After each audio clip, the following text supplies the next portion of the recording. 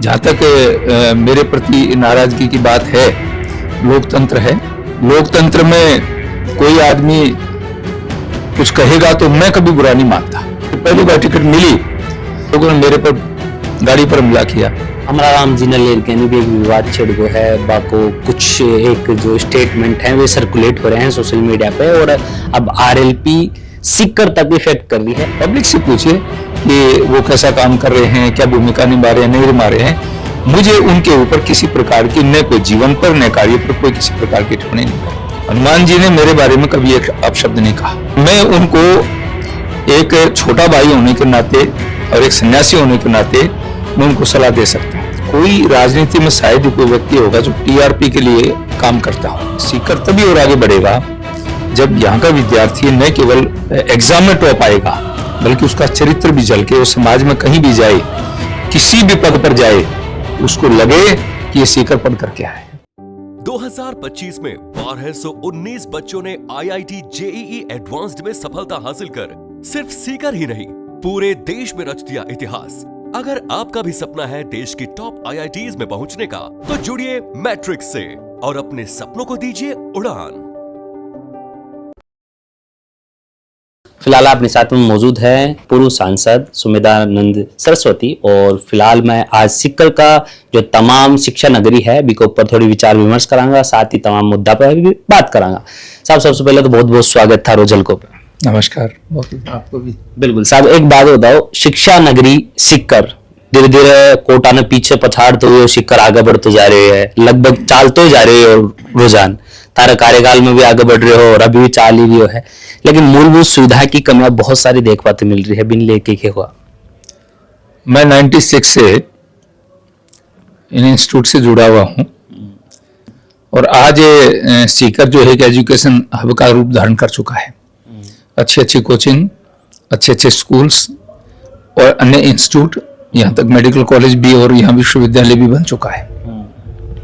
तो ये सीकर की प्रगति का एक कारण है और साधनों की बात जहां तक है, मैं ये मानता हूं 96 की तुलना में वर्तमान में बहुत कुछ सुधार है।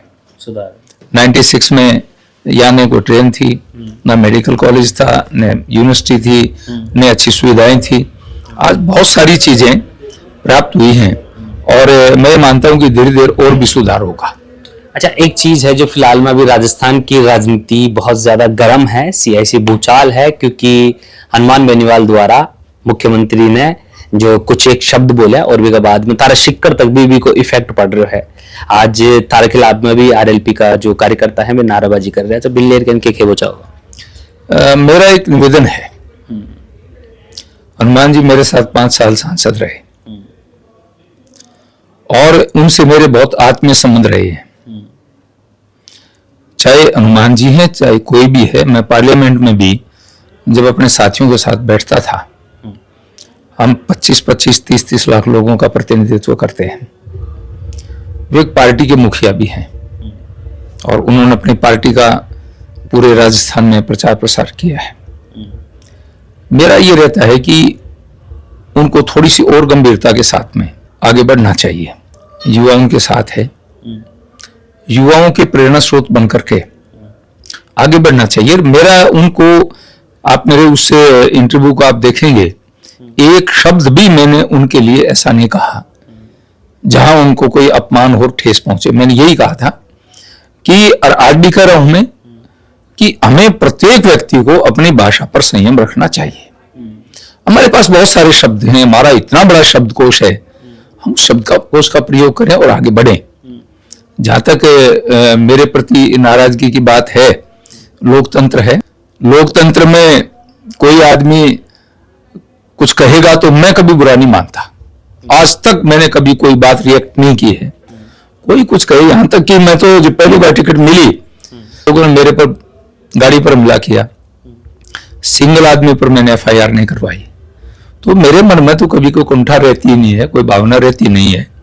और मैं फिर न केवल मान्य हनुमान जी को बल्कि सभी राजनेताओं को निवेदन करूंगा, हमें आपस में बहुत प्यार प्रेम से, संयम से, हम आरोप प्रत्यारोप राजनीति में चलेगा, लेकिन अगर हम संयमित भाषा का प्रयोग करेंगे तो सबको लाभ होगा। हमारा राम जी ने लेरकेनी भी एक विवाद छिड़ है बाको कुछ एक जो स्टेटमेंट है वे सर्कुलेट हो रहे हैं सोशल मीडिया पे और अब आरएलपी सीकर तक भी इफेक्ट कर रही है जहाँ की बहुत सारा धरना प्रदर्शन देखने को मिल रहा है पूरा प्रदेश भर में। हमारा राम जी को जो स्टेटमेंट है था लगभग पता लागी गए होगा तो बिन लेरकेन के खेणो है था। नहीं, मैं किसी अन्य व्यक्ति के बारे में कोई टिप्पणी नहीं करूंगा। आपने मेरे लिए पूछा, मैंने मेरी बात कह दी। तो फिलहाल में सांसद की भूमिका अच्छे से निभा पा रहे हैं हमारा राम जी? इस पर भी कोई टिप्पणी नहीं करूंगा, ये पब्लिक करेगी टिप्पणी। मेरे प्रतिद्वंदी रहे हैं इसलिए मैं टिप्पणी करूं, मेरे लिए शोभा नहीं देता। पब्लिक से पूछिए कि वो कैसा काम कर रहे हैं, क्या भूमिका निभा रहे हैं, नहीं निभा रहे हैं। मुझे उनके ऊपर किसी प्रकार की न कोई जीवन पर न कार्य पर कोई किसी प्रकार की टिप्पणी नहीं करनी। हनुमान जी ने अगर कोई बात बोल बचाओ हनुमान बेनीवाल में तो क्या बचाओगा? मैं तो यही कहूंगा, फिर निवेदन करूंगा, हनुमान जी ने मेरे बारे में कभी एक अपशब्द नहीं कहा, कभी भी। हो सकता है और नेताओं के बारे में कह दिया हो, और मैं उनको एक छोटा भाई होने के नाते और एक सन्यासी होने के नाते मैं उनको सलाह दे सकता हूं। मेरा हक बनता है, मेरा अधिकार बनता है, और वो भी इसको एक्सेप्ट करते हैं, स्वीकार करते हैं। मैं उनको ये निवेदन करूंगा कि वो आगे बढ़ना चाहते हैं तो हमारे जितने बड़े बड़े नेता हुए हैं, मेरे को मैं चौधरी चरण सिंह से लेकर के और आज के वर्तमान नेताओं तक मैंने उनके साथ में देखा है।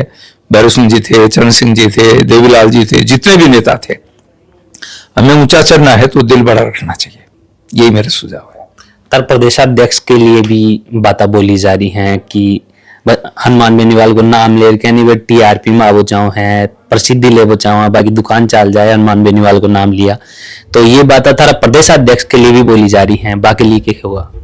मैं फिर ये निवेदन करूंगा कि कोई राजनीति में शायद ही कोई व्यक्ति होगा जो टीआरपी के लिए काम करता हो। टीआरपी के लिए कोई काम नहीं करता, व्यवस्था के लिए काम करते हैं। उनकी एक जिम्मेदारी है, वो प्रदेश के अध्यक्ष हैं। प्रदेश के अध्यक्ष होने के नाते एक प्रदेश के मुखिया के लिए कोई बात आई तो उन्होंने कोई बात कही हो।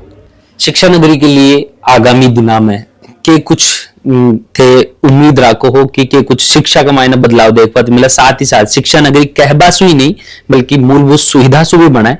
आज आप देख से कहा कि जो हकीकत है ग्राउंड रिपोर्टिंग में करा पत्रकार होगा बनाता है तो बहुत सारा हालात हैं जो एक हाईटेक सिटी का अकॉर्डिंग को ना महाराज जी इन्हें ले कहनी थे, एक गंभीर प्रतिक्रिया दो।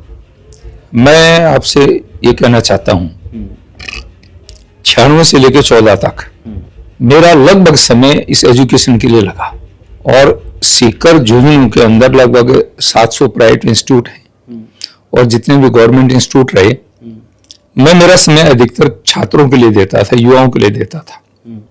आर्य समाज में मैंने काम किया, मैं अंतर्राष्ट्रीय स्तर तक काम करता रहा, वहां भी मेरा फोकस युवाओं पर रहता था। सीकर के लिए मैं यही निवेदन करना चाहता हूं, खासतौर से यहाँ जितने भी इंस्टीट्यूट के लोग चलाने वाले हैं, हमें बच्चों के सर्वांगीण विकास पर ध्यान देना चाहिए। सर्वांगीण विकास में जहां बौद्धिक क्षमता की बात है वहां चारित्रिक निर्माण की बात भी होनी चाहिए, क्योंकि अकेले बौद्धिक निर्माण से आदमी पूर्ण नहीं होता यदि उसमें चरित्र के गुण नहीं है।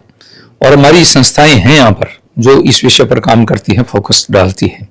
तो मेरा तो यही निवेदन है कि सीकर तभी और आगे बढ़ेगा जब यहाँ का विद्यार्थी न केवल एग्जाम में टॉप आएगा बल्कि उसका चरित्र भी झलके, वो समाज में कहीं भी जाए, किसी भी पद पर जाए, उसको लगे कि ये सीकर पढ़ करके आए। ऐसा प्रयास करना चाहिए। लेकिन महाराज जी पेपर लीक तोड़ दे है बच्चा ने, अब नीट को पेपर लीक हो नहीं, पेपर लीक तोड़ देता है, ये सच्चाई है, पेपर लीक नहीं होना चाहिए। लेकिन मैं एक निवेदन करना चाहूंगा कि अब तक ये विषय जांच का है, एसओजी जांच कर रही है, लेकिन अब तक मुझे नहीं लगता कि सीकर का पेपर लीक आउट करने में कोई हाथ रहा हो। लोग तो आरोप लगा रहे हैं। आरोप लगा सकते हैं लोग, आरोप लगाना एक सामान्य बात है, लेकिन कहीं भी आज तक की जांच की बात कर रहा हूं, बाकी अंदर क्या है वो तो एसओजी जांच कर रही है। परंतु मैं ये मानता हूं कि आज तक सीकर का कहीं भी कोई ऐसा दिखाई नहीं दिया कि भाई सीकर का कहीं लीक आउट करने में कोई हाथ है। देख रहे हो जो पूर्व सांसद हैं सीकर सू स्वामी जी अपने साथ में रिहा तमाम मुद्दा पर आप बातचीत करने की कोशिश करे और थारो के मानबो है एक बार थे भी कमेंट में बता सको हो। बाकी सुनते रहो मंजिल को पर नाम मेरे बबलू है, कैमरा के पास मेरे भाई अनिल है। धन्यवाद, राम राम साहब।